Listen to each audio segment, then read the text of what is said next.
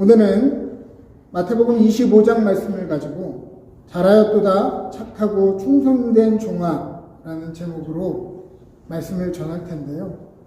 제가 이번 주에 저희 교회에 7가지 핵심 가치인 사역에 대한 이야기를 하기 위해서 말씀을 준비할 때 하나님 어떤 이야기를 나누면 좋을까요? 또 어떤 말씀을 나누면 좋을까요? 고민하는 중에 하나님이 제 마음 가운데 계속 말씀에 대한 이 자세한 깨달음은 안 주시고 제 마음 안에 계속해서 반복해서 주시는 마음은 우리 성도님들에게 이 말을 해줘라 라는 마음을 주셨어요. 잘하였도다 착하고 충성된 종아.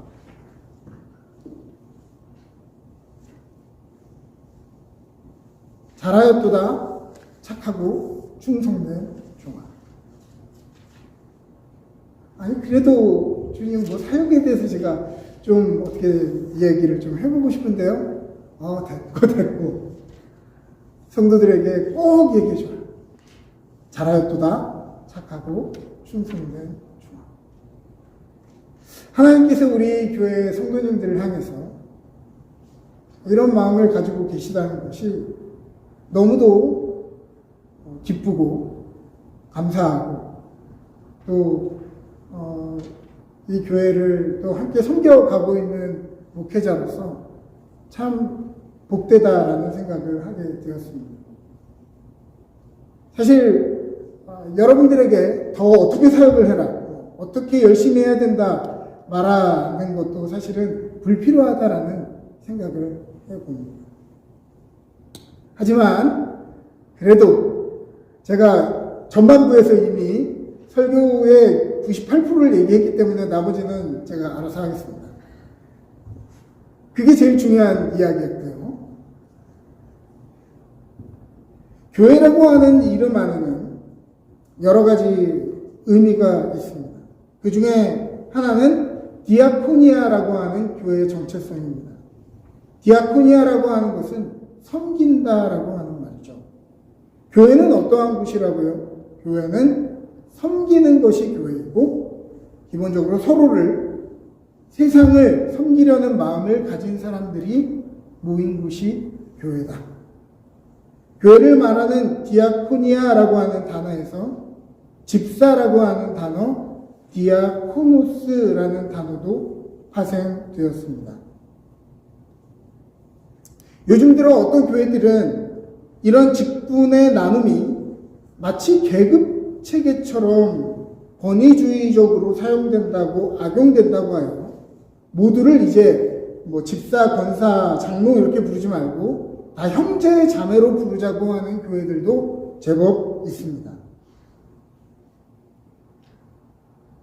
이러한 계급적인 형태의 모습을 보이는 것은 오늘날에만 있는 것이 아니라 과거에도 있었던 일입니다. 실제로 예수님의 제자들도 자신들의 직책을 권력으로 생각했던 것 같아요. 예수님이 잡히시기 전에 제자들이 싸우고 있었는데 뭘로 싸웠냐? 예수님을 위해 우리가 희생하자, 헌신하자 이런 얘기가 아니었죠.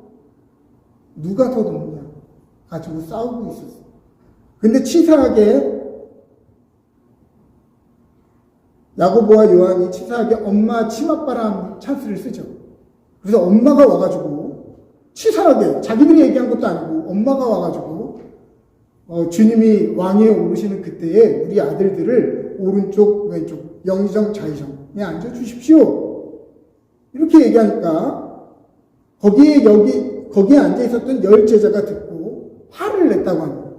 왜 화를 냈을까요? 자기들도 하고 싶은 얘기였거든요.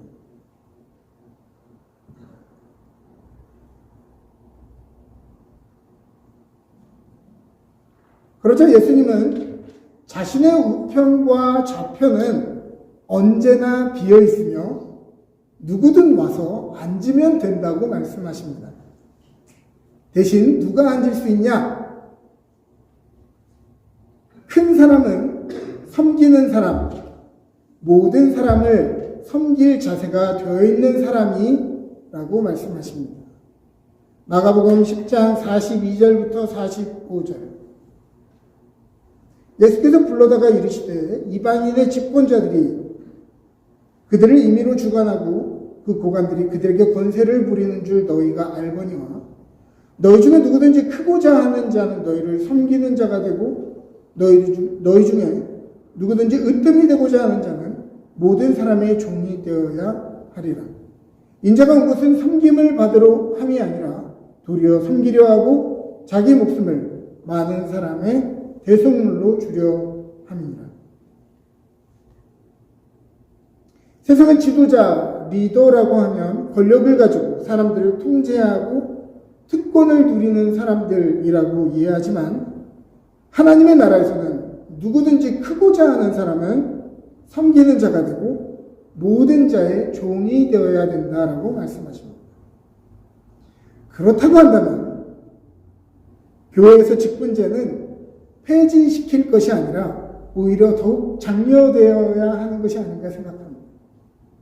직분이 올라가면 올라갈수록 더 모든 사람의 종이 되어야 하기 때문입니다. 집사라고 하는 단어 디아코노스는 두 가지 단어가 합성된 단어이죠. 디아, through라는 단어와 코노스, dirt 이 두 가지 단어가 합쳐진 것입니다. 그래서 디아코노스라는 말은 먼지 사이로 뛰어다니는 사람들이라는 뜻입니다. 집사가 어떤 존재라고요? 먼지 사이로 뛰어다니는 사람들. 그러면 교회에 어디에 먼지가 쌓입니까? 힘들고 어려운 일. 오랫동안 모두가 알고는 있었지만 감히 건드릴 엄두가 나지 않는 수건사업들. 모두가 거기가 문제인 줄 알고 그 일이 문제인 줄 알고 거기를 열심히 하면 되는 줄 알지만 건드리지 못했던 그 일을 누가 감당하느냐? 디아코노스가 뛰어가서 감당한다고 하는 것입니다. 저기에 먼지가 쌓였으니 저것 좀 어떻게 합시다가 아니라 자기가 달려가서 그것을 용기 있게 치우는 사람, 그 사람이 바로 디아코노스죠. 이것은 교회를 오래 다니면 자연스럽게 주는 직분이 아니라 교회의 구석구석 오래전부터 건드리지 못했던 일들을 기꺼이 도전하고 섬기고 행동하는 사람들에게 불러주는 호칭인 것입니다. 교회가 디아코니아라고 하는 섬기는 정체성과 역할을 가지고 있기 때문에 그 교회의 수준을 보려면 그 교회의 직분자들을 보면 딱 압니다. 교회 집사라고 불리는 사람이 몇 명이냐가 아니라 디아코노스의 영향력을 가진 사람이 교회에 얼마나 비중을 차지하고 있느냐, 이것이 교회의 수준을 말하는 것이겠죠. 그러한 의미에서 런던 은혜교회는 우리가 숫자로는 많지 않지만 절대 작은 교회가 아닙니다. 여러분들이 보여주는 모습들은 굉장히 수준 높은 교회라는 것을 말씀드리고 싶어요. 연말이 되면 각 부서 담당자, 임직자들을 새롭게 뽑고 공천하고 다음 임원들을 뽑아야 됩니다. 근데 보통 교회 사람들은 어떻게 하냐면 이맘때 목사님 밥 좀 같이 먹어요 라고 얘기해요. 그래서 쫄래쫄래 기분 좋게 가면 밥을 먹자는 게 아니죠. 뭐죠? 내년에는 못하겠어요. 힘들어서 죽겠어요. 거의 다 그렇습니다. 그럼 목사님들이 막 다 얼레고 달래가지고 아이 집사님 아니면 누가 합니까? 권사님 아니면 누가 합니까? 이러면서 그 다음에 이렇게 설득하는 것이 교회의 연례 행사죠. 그런데 우리 교회는 그럴 필요가 없어요. 우리 교회는 우리 집사님들, 권사님들이 부서 하나만 맡은 게 아니라 부서를 막 2개, 3개씩 맡고 계세요. 임원회의 할 때 이거 누가 해야 될까요? 그러면 뭐라고 하는지 아세요? 제가 해야죠. 누가 추천하지 않아도. 고마운 정도가 아니라 안쓰러울 정도입니다. 바라기는 저희 교회에 직분을 사모하는 분들이 많아져서 서로 이 일들을 기쁘게 나눠줬으면 좋겠습니다. 또 보통의 교회들은 식사 담당을 정하고 설거지 한다고 하면 서로 하기 싫어가지고 막 의무적으로 담당을 짜서 돌리자고 이야기합니다. 그런데 우리 교회는 그럴 필요가 없죠. 서로 하겠다. 자원할 뿐만이 아니라 설거지도 서로 하겠다고 소매를 걷어붙이고 서로 막 내가 하겠다고 막 싸우는 모습들을 보면서 우리 교회는 해당되지 않는다 라는 생각을 해봅니다. 교회는 어떤 사람들이 모여야 하고 최종적으로 어떤 사람이 되어가야 하는가? 섬기는 사람, 섬김을 즐거워하는 사람, 섬김을 받는 것보다 섬기는 사람이 더 유익하다는 것을 알아서 서로 섬기겠다고 경쟁하는 모임이어야 합니다. 그런 의미에서 런던 은혜교회는 결코 작지 않은 교회입니다. 그런 여러분들에게 제가 그 어떤 말들을 더해서 설교를 해야 하겠습니다. 여기서 마칠까요? 맞춰도 됩니다. 그러나 굳이 한 가지 더 여러분들을 위한 제가 어떤 방향성을 제시한다고 한다면 더 높은 헌신을 사모하기 위해서 오늘 본문이 주는 이 방향성을 조금 여러분들과 나누고 싶습니다. 오늘 본문은 달란트의 비유로 알려진 이야기입니다. 25장은 천국은 마치라는 문장으로 시작이 돼요. 전반부는 열 처녀의 비유, 중반부에는 오늘 우리가 읽었던 달란트의 비유, 마지막 중반부는 마지막 날 주님이 재림하실 때 모든 사람을 반으로 갈라서 오른쪽에는 양, 왼쪽에는 염소로 갈라서 사람들을 심판하시는 이야기를 다루고 있습니다. 이 세 이야기는 각기 다른 별도의 이야기를 하고 있는 것이 아니라 모두 하나의 어떤 내러티브를 가지고 있습니다. 그것은 바로 주님의 날은 지체된 것 같지만 실제로는 부지불식간에 우리의 삶에 아주 가까이 와 있고 반드시 다가올 하나님 나라를 우리가 어떤 자세로 살아가야 하는가에 대해서 이 세 가지 다른 비유를 통해서 우리에게 이야기하고 있기 때문입니다. 어떤 사람이 타국에 가면서 그 종들을 불러 자기 소유를 맡깁니다. 각각 그 재능대로 한 사람에게는 금 5달란트를, 또 한 사람에게는 2달란트를, 한 사람에게는 1달란트를 주고 떠났는데 5달란트 받은 자는 바로 가서 장사를 해서 5달란트를 남기고 2달란트 가진 사람도 이와 같이 하여 2달란트를 남겼다고 합니다. 그런데 1달란트 받은 사람은 땅을 파고 그 주인의 돈을 감추어 두었다. 그런데 오랜 시간이 지난 후에 주인이 다시 돌아왔습니다. 헬라어 성경으로 이 오랜 시간이 지난 후 주인이 다시 왔다라고 하는 문장을 보니까 메타데크로논 폴론이라고 이야기합니다. 이 말은 기약 없이 떠났고 아주 오랜 시간이 지났다가 돌아왔다는 말입니다. 언제 돌아오마라고 이야기하지도 않고 나갔다는 거예요. 그리고 그 기간도 길었다. 아주 길었다. 잠시 동안 혹은 정해진 시간을 주고 갔으면 누구라도 성실히 할 수 있죠. 그 잠시 기간만 노력하면 되기 때문에 그렇습니다. 그런데 기약도 없이 떠났고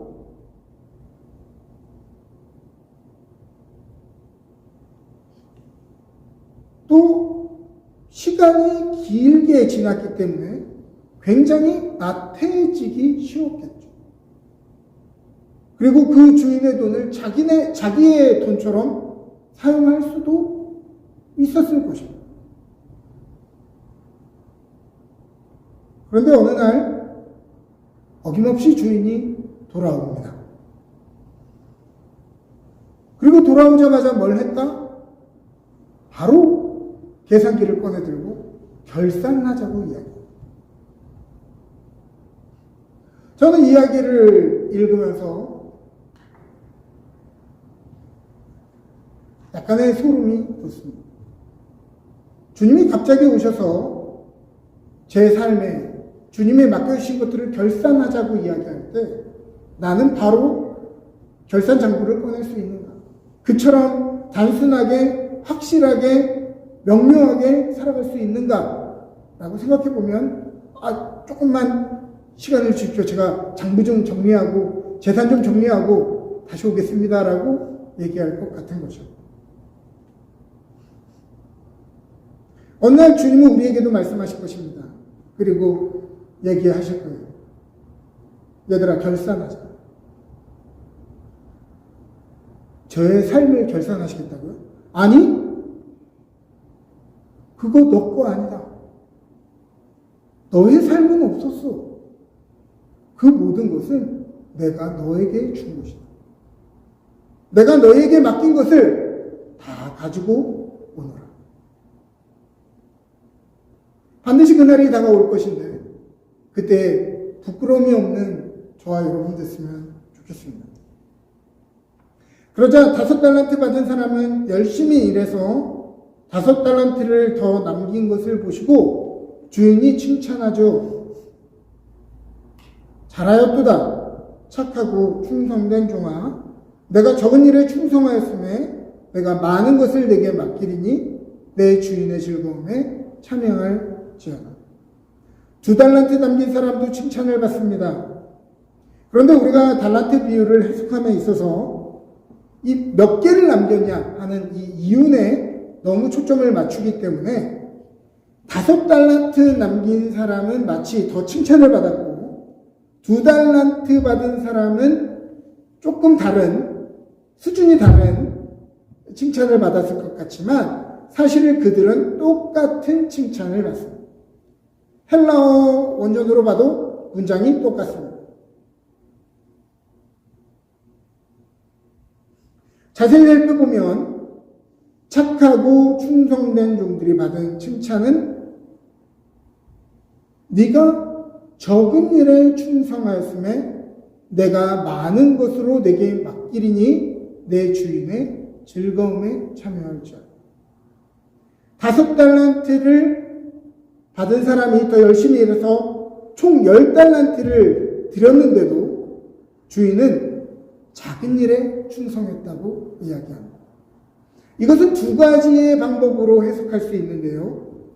첫 번째는 재정관리 분야의 일을 충성스럽게 감당했으니 이제 다른 분야의 일도 맡기겠다라는 의미가 될 수도 있고요.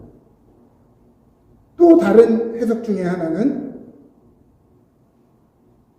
10달란트 정도는 돈이 어마어마하게 많은 이 부자인 이 주인에게는 별로 그렇게 기별도 안 가는 돈이었다. 이렇게 해석할 수도 있습니다. 즉, 주인 입장에서 달란트를 맡기고 가면서 주인이 원했던 것은 어떤 이문을 남기는 자체가 아니라 이들의 지도력을 키우려고 주인에 대한 충성심과 신실함을 확인하기 위함이었다는 것을 우리가 알 수 있죠.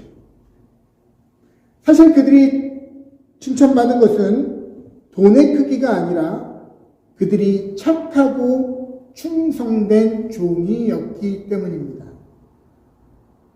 착하고 충성된 종, 둘레 아가테 카이피스테. 착하고의 아가테라는 단어는 선하다라는 말입니다. 이것은 이들이 이 달란트를 불리는 과정에서 다른 사람을 속이거나 착취하지 않고 정직하게 이 달란트를 다루었다는 말입니다. 여러분, 착하고라는 말에 이런 의미가 있는지 별로 생각 안 해보셨죠? 착하다라고 하는 말은 주인에게 착할 뿐만이 아니라 그것을 가지고 장사를 하고 그것으로 남기는 동안 그들이 아주 정직하게, 아주 사람들에게 공정하게 그것들을 다루었다고 하는 것입니다. 그리고 피스테, 충성된이라고 하는 말은 신실했다라는 의미입니다. 이들은 아주 오랜 시간 동안 청지기로서 정직한 과정과 방법으로 돈을 벌었고 신실하게 그 일을 지속했다고 하는 것입니다. 그 이유는 뭘까요? 이들이 달란트를 가지고 돈을 버는 과정에서 왜 이들은 정직하게 일했고 신실하게 일했을까? 그 이유는 하나입니다. 이것은 내 돈이 아니라 주인의 돈이기 때문에 그렇습니다. 그래서 이들은 주인의 이미지에 누가 되지 않는 일을 하려고 모든 일을 깨끗하고 정직하게 한 것이고요. 사람들이 보든 보지 않듯 신실함으로 그 일을 감당했다고 하는 것입니다.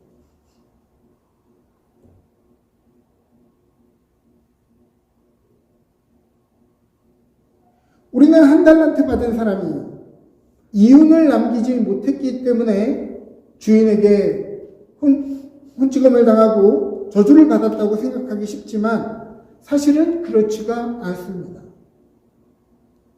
우리도 가끔 다른 사람들을 보면 우리보다 훨씬 더 좋은 환경에 훨씬 더 좋은 재능을 가지고 살아가는 것 같아요. 마치 나는 한 달란트 받은 사람 같고 저 사람들은 5달란트, 막 4달란트 받은 사람처럼 보인단 말입니다. 그럼 그 사람들을 보면서 하기 싫다. 못 해먹겠다. 이거 가지고 내가 뭘 하란 말인가? 그런 마음이 들 때가 있죠. 그러면 마치 우리는 내가 한 달란트 받은 사람처럼 그 사람과 감정이입이 돼서 한 달란트 받은 사람도 싫었겠다. 이런 생각을 하게 되는 것입니다. 그런데 한 달란트 받은 사람은 한 달란트를 더 남기지 못해서 혼난 것이 아니죠. 그가 혼난 것은 그가 악하고 게으른 종이었기 때문에 혼난 것입니다. 아니요, 더 엄밀히 말하면 그가 먼저 주인을 악하고 자신들을 착취하여 불로소득을 얻는 나쁜 사람으로 보았다는 것입니다. 그래서 자기에게 맡겨진 이 귀중한 사명을 무시하고 다 땅에 묻어놓고 주인이 올 때까지 자기 마음대로 살았다는 거죠. 그거 걱정 안 하고. 그러자 주인이 이야기합니다. 너는 참 악하고 게으른 종이야. 너희는 내가 너희를 착취해가지고 이 달란트를 맡기는 자인 줄 알았느냐? 너희는 나를 그렇게 그 정도 수준밖에 보지 못했느냐? 내가 만약에 돈을 남기는 것이 목표였다면 사채업자들에게 돈을 맡겨서 원금과 이자를 받는 게 합당하지 않았겠냐? 그는 이제 자신의 기회를 뺏겼을 뿐 아니라 영영 쫓겨나게 되었습니다.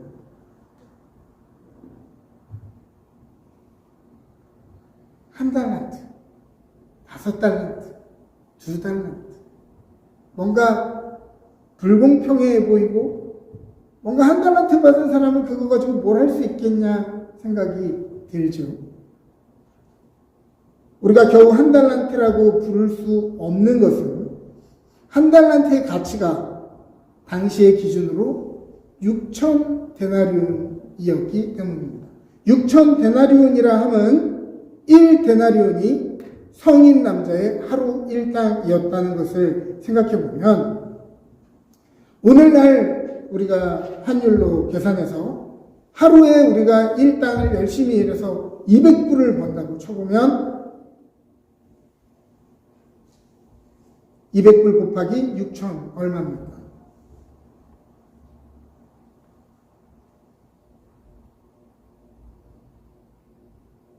어려워요, 계산이? 120만 불. 1달란트가 120만 불. 200불로만 쳐도 그리고 그 당시에는 1달란트는 금 30kg에 해당하는 금액이었다고 합니다. 제가 1월 마지막 말일 금값을 조사해 봤습니다. 그랬더니 US 달러 기준으로 1g에 89.96달러, 1g, 1kg에 89,964불. 그러면 30kg는, 금 30kg는 얼마예요? 대략 270만 불.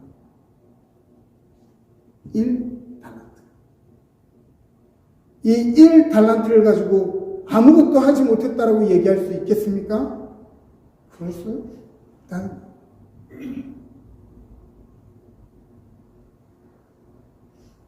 사실 주인이 이들에게 원했던 것은 돈을 얼마를 남기는 것이 아니었고 이들이 최선을 다해서 주인이 맡긴 일을 최선을 다해 감당하는 것을 주인은 보고 싶었습니다. 왜냐하면 이제 먼 곳에 갔다가 돌아오게 되는 이 주인은 그 리더십들을 이 종들과 함께 나누고자 했기 때문에 그렇습니다.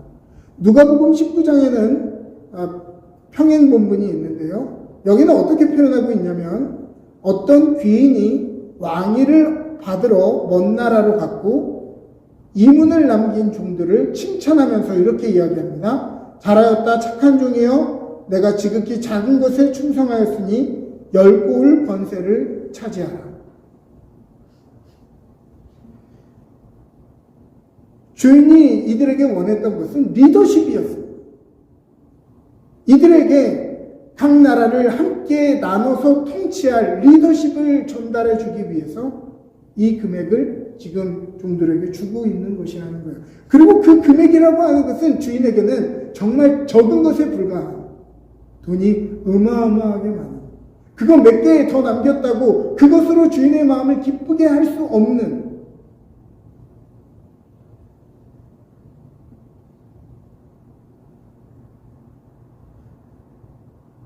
하나님이 우리에게 어떤 사명을 맡기실 때 우리를 착취하시려고 우리에게 뭔가를 빨아내시려고 우리에게 사역을 맡기는 것이 아니라는 말입니다. 주님이 우리에게 어떠한 사명을 우리에게 주시고 우리에게 어떠한 사역을 맡기실 때는 그것은 우리에게 복을 주시기 위함. 하나님이 우리에게 사역을 맡기시는 근본적인 이유는 우리가 하나님을 도와주지 않으면 교회가 곤란해지고 그래서가 아니라 우리를 성장시켜 주시려는 하나님의 은혜이고 그 일들을 통해 더 큰 하나님의 기쁨과 복을 감당하게 하시려고 한다는 것이죠.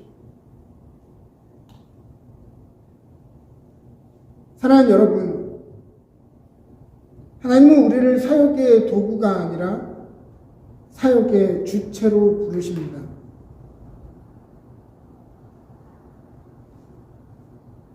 그렇기 때문에 우리 앞에 어떤 사역이 주어지든 여러분 기쁜 마음으로 그것을 취하시고 여러분 그것을 감당하시기를 바랍니다.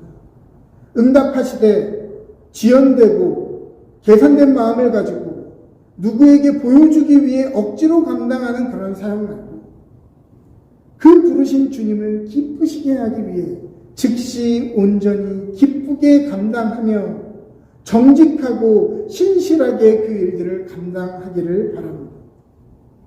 혹시 우리가 교회를 섬기면서 혹시라도 나의 미숙함 때문에 하나님의 욕을 먹지는 않을까, 주님의 이미지에 누가 되지 않을까 주의하면서 누가 보던 보지 않던 누가 칭찬을 하던 아무도 몰라주던 한결같이 주님을 바라보고 섬기는 저희들이 되었으면 좋겠습니다.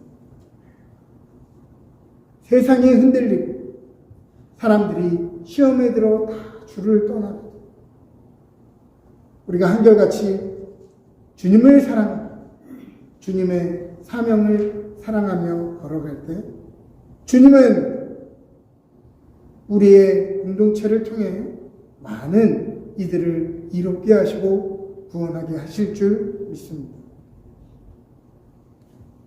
다시 한번 제가 말씀을 정리하면서 여러분들에게 전하고 싶은 말. 여러분들이 오늘의 설교를 다 잊어버려도 하나 기억하셨으면 좋겠습니다.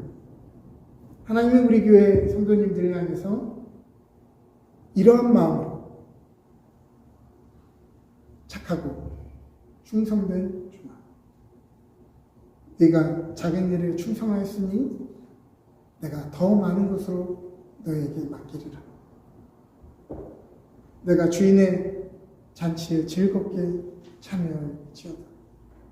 그 주님의 칭찬과 부르심에 아멘으로 화답하시고 기쁘게 화답하시는 저와 여러분 되시기를 주님의 이름으로 축복합니다.